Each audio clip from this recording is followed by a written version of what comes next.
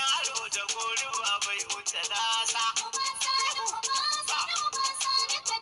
Yan koyan PDP Kaduna mun yi muku nisa. Inda kaye uku yarba iya yi muku babansa. Rijiya babu ruwa ina dalilin mata yasa.